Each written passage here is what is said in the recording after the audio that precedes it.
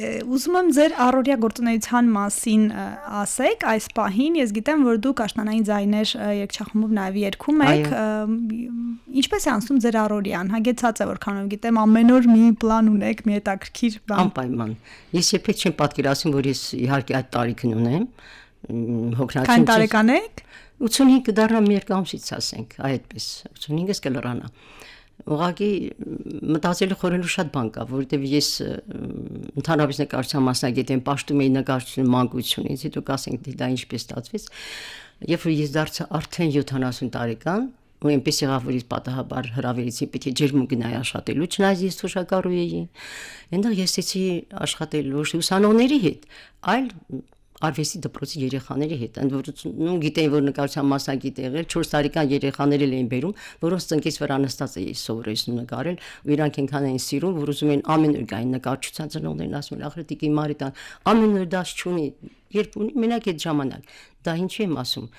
զարմանալի տարբերություն երեխաներ եւ ուսանողներ, երեխաներին միշտ սիրել են մանկուց, ինչքան հարցանիքեր ունի, ես ընդհանրապես չէի օգտվում կամ ապարում, որտեղ ինչքան երեխա կար, ես պետք է զբաղեցնեի այդ երեխաներին, հետեւաբար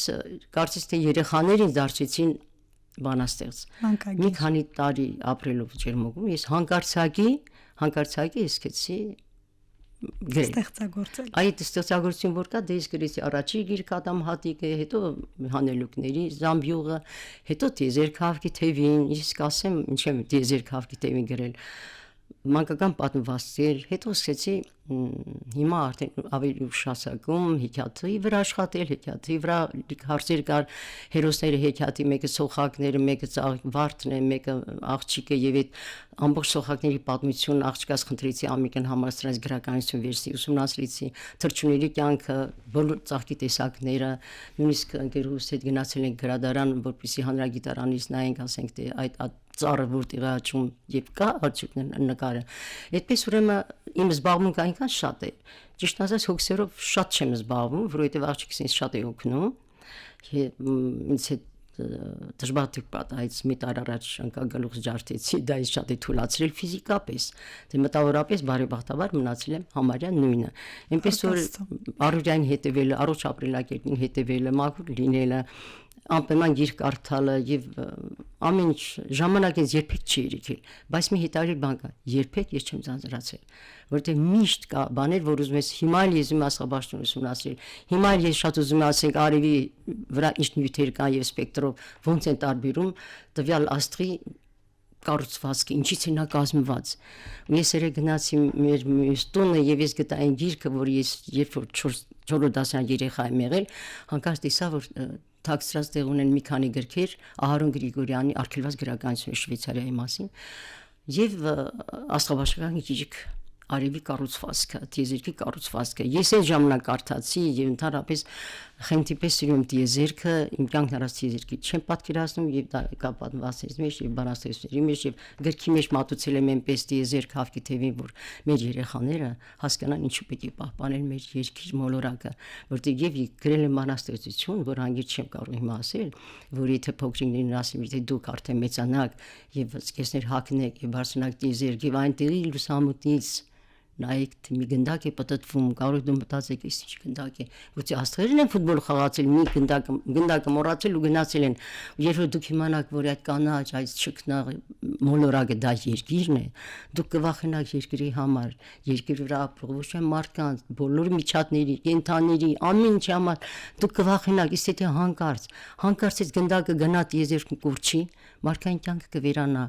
Ուրեմն դուք պիտի փայփայեք, պահպանեք երկիր մոլորակ, որտեղ դա տիեզերքի հատկապես արեկական համակարգության միջի հրաշքն է։ Երբ որ երեխաներ իսկ ես հեքիաթի նման տիեզերքի գրքի մեջ ես այնպես եմ համոզել, որ երեխաները անպայման պետք է սիրեն տիեզերքը, զբաղվեն, հետաքրքրվեն, որտեղ նա մարդկության օրրանը եւ միակ հրաշքն է տիեզերքում։ Կարծում եմ միակ, եթե կա էլ մենք չգիտենք։ Հրաշալի կոչ է։ Տիկին Մարիտա, այս ժամանակը միշտ չի հիրիքում,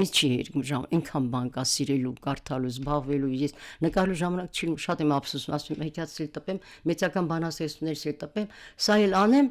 մեր կյանքի պատմությունը ծնողների, պապերի, որտեղից են եկել եւ այլ, դա էլ գրեմ, հետո նոր սկսեմ նկարել, որտեղ այդ բոլոր ժար հետ նկարչություն ինքնամոռացություն է պահանջում։ Դու նկարում ես, դու չկաս։ Կակաչ ես նկարում, դառնում ես կակաչի առաջ, թերթիկը, դու չկաս, դու վերանում ես։ Դրա համար Տիցիանն այդպես երկար են ապրել։ Դա շատ հետաքրքիր process է։ Նկարության մեջ դու չկաս, քո էությունը վերանում է։ Դու հետո ես հիշում, որ դու կայիր, դու ես նկարանում, էլի, ոչ թե մեկ ուրիշ քո փոխարեն։ Դուք ունեք հենց մի ոտանավոր մանկական։ Այո, փղերի մասին։ Եկեք մեր ունկնդիրների թորնիկների համար կարդալ։ Որտեղ ես որ ուզում եմ անգիր գիտեմ, բայց կարող եւ սխալվում եմ, որպես չսխալվեմ, կարդամ երեխաների համար։ Ես փղիկն եմ,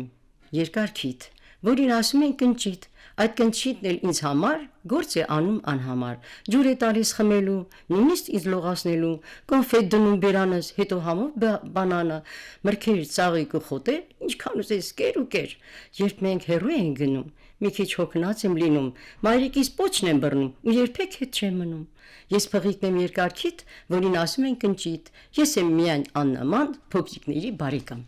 Հրաշալի է, հրաշալի։ Ես մեկ էլ հանկարծ ես գրականությունը, հանկարծ այդպես հանքի նման դուրս եկավ կամ ջրմունքի ջրվեժի նման հոսեց ու ես սկսեցի գրել, ես նույնիսկ բերել եմ որ առաջի բանաստեղծությունը ես համար կարդամ, չգիտեմ, ես որն եմ դրել, թե ոնց ես հանկարծ սկսեցի գրել ինչու։ Ջերմուկն այնքան գեղեցիկ էր, երեխաները այնքան սքանչելի էին, որ եթե ես ջերմուկ չգնայի, չի գրի։ Բայց դպրոցից սովորած ժամանակ ինձ բարձր դասարանում ասեց գրականության դասատուն. դուք ունեք ձեր շրջապատը դիտելու, զգալու, տեսնելու շնորհք եւ այն վերարտադրելու շնորհք։ Զբաղվեք այս շնորհքով։ Ես չզբաղվեցի։ Բայց որևէ կերպ վերարտադրել եք մի դեպքում նկարների միջոցով, մի դեպքում գրականության։ Այդպես ուրեմն գրականություն, այդ մարդը նկարիչն երբ որ ես պաշտպանեցի դիպլոմի պաշտպանություն 2 մետրանոց նկար է, փոքրիկ երեխան օպերայի մոտ այն ժամանակ շատ սիրուն ապակեպած ծաղկի խանութ կար կողքնել աղբյուր էր հոսում, հիմա փոխել են, բայց այդ խանութի տեղը կա ինքը։ Ուրեմն ես երբ որ նկարում էի ծաղիկներ, մի երեխա եկավ ձեռքը դրեց թաթիկը ապակու վրա, ես ես նայել ներսում ինչի կատարվում։ Այդ բահը ես բռնեցի եւ նկարեցի այգին հերույց երևում է, ներսում ծաղիկներ, փոքրիկ բալիկի եկել է, ձեռքը թաթիկով նայում է, շատ սիրուն նկար էր, բայց բանից բարձվեց, որ գրականագետները գտան, որ պետք է դիպլոմ պաշտպանել նաեւ գրավոր։ Ինչու ես դա նկարել, ոնց որ դուք ինձ հիմա հարց եք տալիս։ Ես գրեցի ինչու եմ նկարել, ինչն է ինձ հուզում, այդ պրոֆեսորն ասաց աղջիկ ջան ասում է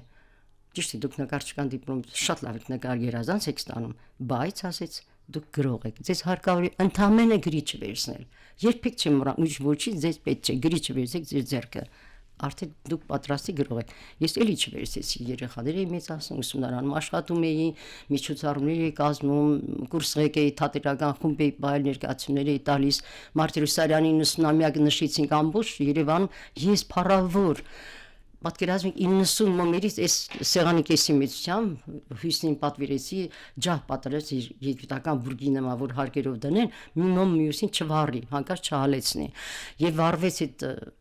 90 մոմերի ջահը որտեղ նստած էին Լուսնի Զաքարյանը, Խորեն Պալյանը, կոնսերվատորիայի ջութակի ֆակուլտետի տղաները, աղջիկներս ուղղակի այդպես հիացած այն ժամանակ այդպես բաներով էր անում շատ սիրում մեխակների սեղանների վրա դրա Դա որ թվականին էր Երբ Մարտիրոսարյան դարձել էր 90 տարեկան, հիմա այս թիվը չեմ հիշում, բայց սովետի ժամանակ էր։